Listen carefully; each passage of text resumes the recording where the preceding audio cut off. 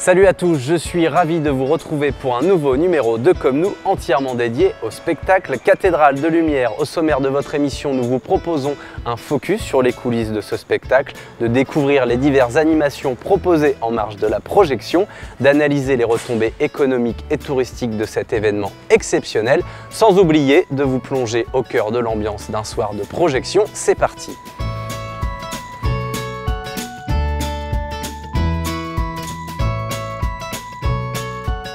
Ce spectacle comporte deux volets, le premier est intitulé Premières impressions, le second Jeanne. Ils sont réalisés par la société Cosmo AV qui nous dévoile les secrets de cette création monumentale. Suivez-moi.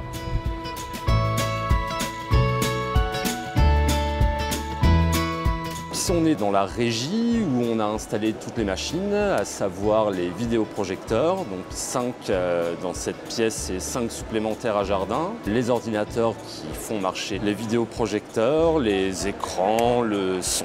Nous, on n'intervient pas sur la mise en place du système. Nous, on s'occupe que de l'allumage des machines et de l'extinction. On fait aussi un petit peu de maintenance parfois. C'est assez simple, en fait, c'est ni plus ni moins le même dispositif que dans notre salon, sauf que la taille de l'écran oblige des machines grandiloquentes. On passe de, je sais pas, 1500 lumens dans un salon à 20 000 pour une cathédrale multipliée par 10 machines. C'est une grille qu'on appelle une mire, c'est divisé en 10 images pour 10 vidéoprojecteurs. Après, il y a un gros travail de calage entre les images et on obtient une vidéo qu'on laisse tourner pendant 1 heure durant. Au niveau du son, eh bien, on a juste installé 2 tours son, une tour à jardin, c'est-à-dire à gauche de la cathédrale, une tour à cour à droite, pour un équilibre du son. Chaque poste a son responsable, il y a un responsable du son, un responsable de l'image et puis des responsables des machines, en l'occurrence nous. L'ordinateur maître se trouve ici, après on a forcément des ordinateurs qui sont rattachés à chaque vidéoprojecteur. Ça fait partie de la mise en place tous les soirs, aller allumer et les vidéoprojecteurs et les ordinateurs.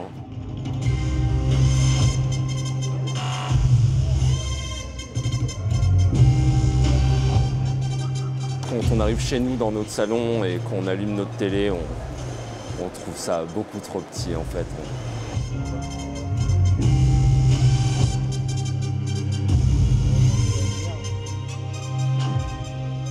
Deuxième édition, reprise, donc nouveau challenge. Il n'y a plus la même nouveauté, mais j'espère encore beaucoup de public et beaucoup de public qui l'ont déjà vu aussi et qui voudront le revoir du souvenir qu'ils ont eu l'année dernière. Les deux spectacles ont été travaillés en parallèle, donc c'est sur un temps à peu près commun. Il me semble 1 mois de première ébauche de scénario et après c'est 4 mois presque d'affiner le scénario, de commencer à faire travailler les visuels vraiment et de voir la réaction du bâtiment par rapport à ce scénario parce que finalement c'est le bâtiment qui impose le scénario et pas notre imagination finale. On est un peu comme le feu d'artifice, on est dans la même émotion. On est dans quelque chose d'assez rapide, mais les gens, il leur reste des belles images. Il leur reste peut-être 4-5 images. Et puis c'est surtout de redécouvrir, il y a un côté aussi magicien. C'est un métier qui est un peu hors norme. Le monde actuel est très formaté, donc nous on est hors format, puisque cette cathédrale elle est vraiment hors format, on va dire. On habille cette cathédrale, on lui fait un costume, on lui fait un costume Jeanne d'Arc, on lui fait un costume impressionniste. On est obligé de l'habiller, on ne projette pas des images comme sur un écran de cinéma ou à la télévision. C'est ça qui marche, c'est la mise en valeur et pas on ne dégrade pas, quoi. Comment on raconte une histoire, comment on est pédagogue, comment on peut intéresser aussi les gens. C'est pas que de jeter comme ça des images, dire voilà la Normandie, c'est ça, ça, ça, ça, ça. Enfin, c'est comment faire un livre d'histoire sur cette façade et que la façade raconte son histoire, quoi.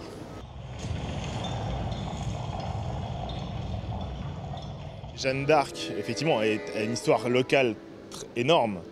En l'occurrence, quand on pense au spectacle, on a pensé à Jeanne d'Arc et la ville. Jeanne d'Arc dans l'histoire, mais c'est Jeanne d'Arc avant tout pour le public. Et le public n'est pas que rouennais. Donc c'est une réflexion sur un monument pour le coup très local, qui est la cathédrale très connue, mais sur une histoire qui doit être comprise de tout le monde, de toutes les nationalités, dans toutes les langues. Moi aussi, je me fais. On voulait que chaque spectacle ait un côté participatif avec la ville, mais plus largement aussi la métropole et peut-être les touristes certainement. Des gens à Rouen qui sont des Rouennais et aussi des étrangers, aussi des touristes de passage qui sont venus témoigner en disant « je m'appelle Jeanne ». Et donc on s'est servi de cette matière pour refaire le final de Jeanne. Je m'appelle Jeanne.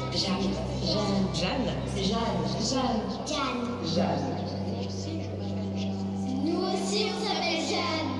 My name is Jeanne. Je m'appelle Jeanne.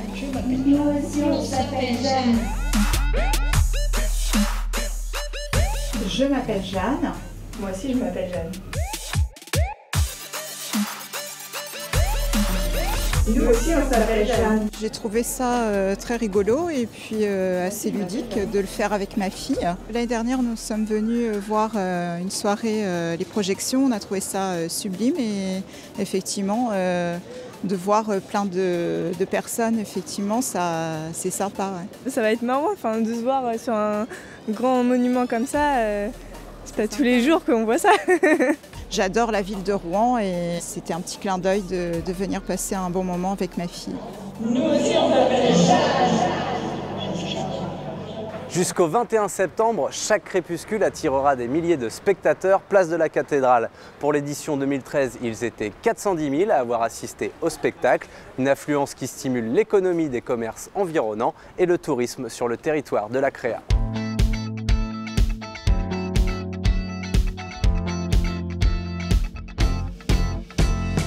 Je trouve que c'est un événement qui est très intéressant pour tout le monde, déjà parce que c'est gratuit, ça plaît à beaucoup de monde. Même si le temps n'est pas de la partie, il est évident que les projections attirent énormément de monde, aussi bien la clientèle de Rouen que la clientèle des villes environnantes. Je pense que c'est positif pour le commerce en général. La fréquentation, on a regardé un petit peu par rapport à l'année dernière, par rapport à l'année précédente, on s'aperçoit qu'il y a environ 17% de mieux que d'habitude. Le soir des projections, nous arrivons à faire environ entre 150 et 250 couverts. Quand je suis arrivé il y a 4 ans, c'est vrai qu'il n'y avait pas de projection, donc on sent quand même qu'il y a une volonté de la ville de Rouen de faire un peu plus d'animation. Les terrasses du jeudi, on a eu l'Armada l'année dernière, les projections également l'année dernière, et c'est un bel événement pour tout le monde, pour le commerce, pour les Rouennais et pour la ville en général. Je pense que c'est très bien.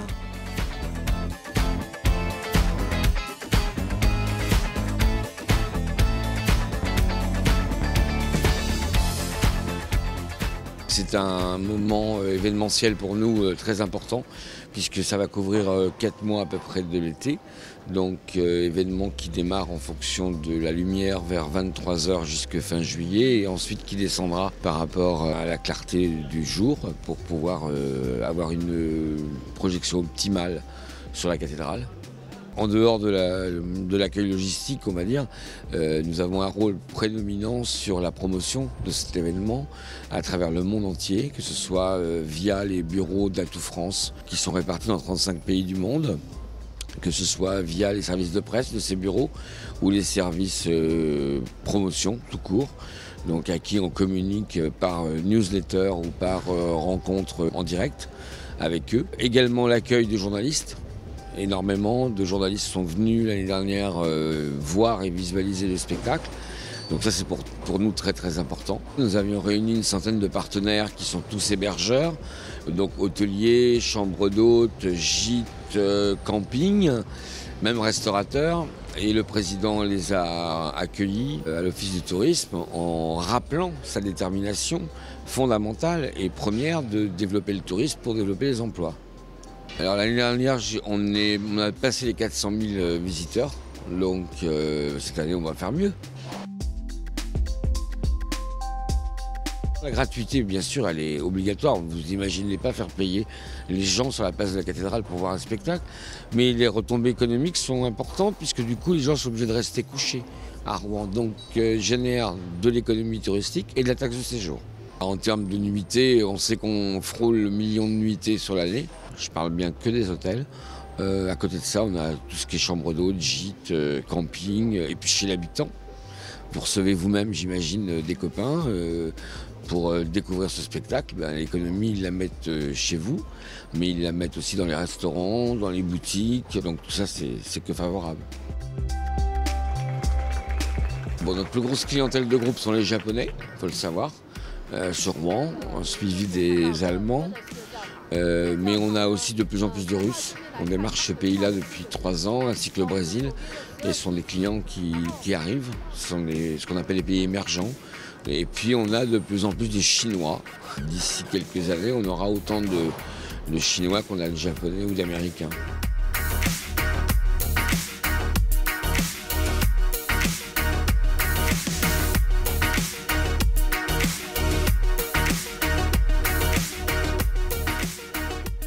En marge du spectacle Cathédrale de Lumière, de nombreuses animations sont proposées les vendredis et samedis soirs. Conçues comme des mises en bouche avant la projection, ces rendez-vous sont l'occasion de parler de l'histoire de la ville, de l'impressionnisme et de Jeanne d'Arc.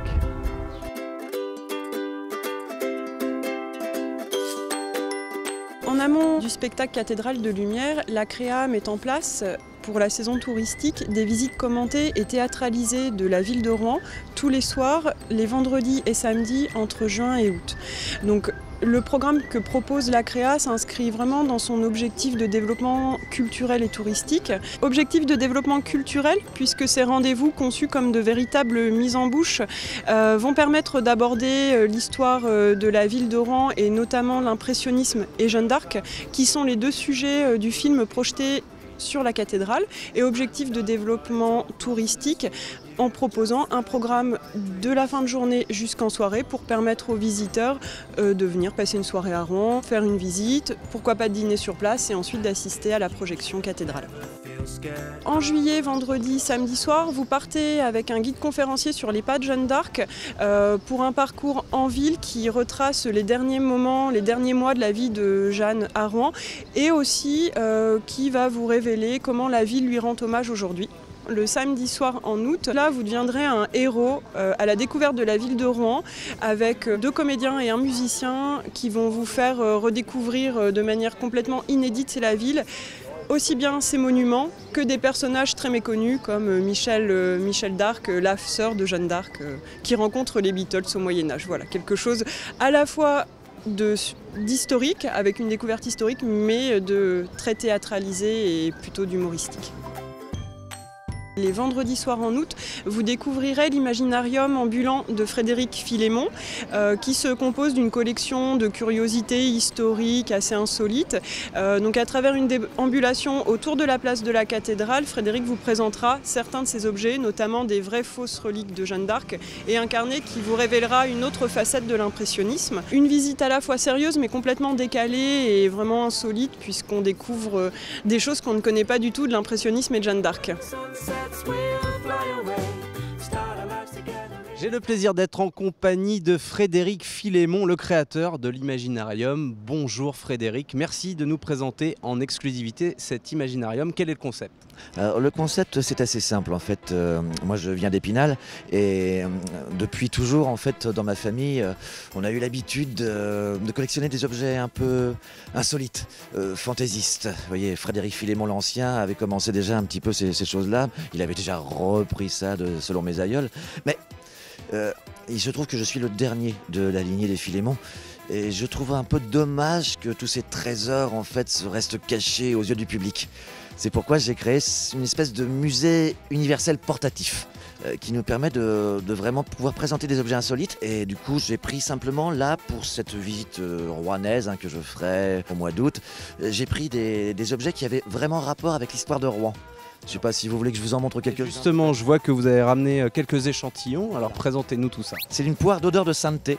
C'est la poire en fait dont Jeanne se servait, que lui avait confié le seigneur de Baudricourt et Charles VII pour qu'elle puisse effectivement être toujours en odeur de sainteté. Alors effectivement, ça n'est pas forcément très télévisuel, mais c'est assez étonnant. Ça, c'est un cornet acoustique céleste. C'est-à-dire qu'en fait, Jeanne, elle, était directement connectée avec le seigneur. Mais forcément, la soldatesque, eux, ne savaient pas forcément si c'était réellement vrai, tout ça.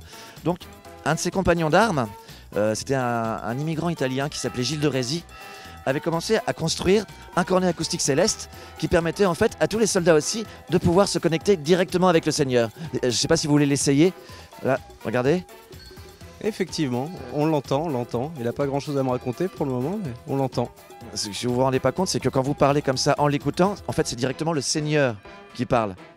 en vous. Qui prend possession de mon corps. Voilà, c'est bien ça. Je suis très flatté de cette fois. Oui, merci. On s'adresse à un public familial et aux enfants à partir de 8 ans. Le départ donc de toutes ces visites se fait à l'office de tourisme. Vous achetez votre billet à l'office de tourisme, c'est 6,50 € en tarif plein, 4,50 € en tarif réduit. Et les visites partent en juin et en août à 18h30 et à 18h en juillet.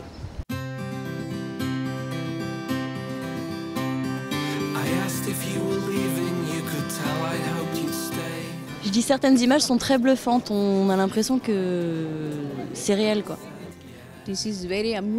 C'est vraiment incroyable, excellent, et je suis très chanceuse d'être venue d'Inde à Rouen. C'est un lieu plein d'histoire et très joli. Et ce spectacle restera gravé dans ma mémoire pour toujours. Impression, c'est génial. J'ai vraiment beaucoup aimé. C'est fantastique, impeccable et vraiment très intéressant de le voir tous les soirs comme ça. Original, ça change, ça met en valeur le patrimoine. Nous sommes arrivés aujourd'hui et nous avons beaucoup de chance. C'est vraiment génial de voir ça.